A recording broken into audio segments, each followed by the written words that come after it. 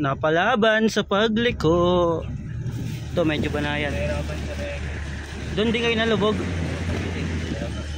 Wala, alam, yun talaga yung lulubog. Hindi pa yung sinasabi kong gitna.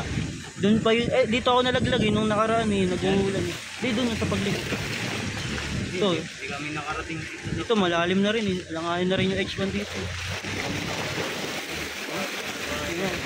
Tumatagilid na yung sasakyan. Oh. Kaya magbigay ko yung ano. Ito binidyo mo. Hindi, kaso ka na kapasan sa kanil. Kasi gawin na nga Hey, sakila, baby driver. Ito, dito ako nalaglag nung kami nila Sir Dave. Kala ko umabot kayo rito. Ayun, pag nalaglag kayo sa malalim na yan. Ha? Yan. Umabot pa kayo rito.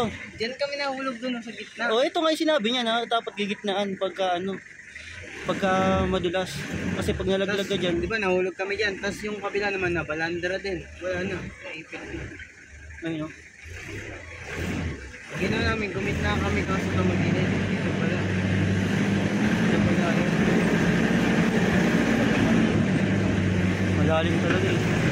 Pero dito na kasi. Malalim yan. Kailanganin na H1 dyan pagka ano. Meron kasing guest na naka H1.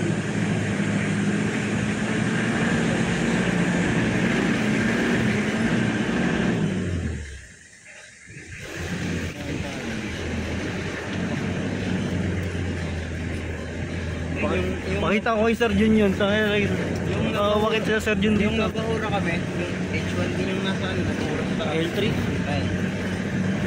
Yung H1 kagaya ng puti sa gitna sa garahe. Yun yung H1. Bilakad ka bukas? Hindi divisory ako eh. Umaga. Hapon na eh. Uy. Bigat ng karga natin. Yan ito, walangain na rin dito. Mahirapan na sa ahon dito. Hanggang doon kayo. Naka-ahon kayo doon o nagmaniobra na kayo?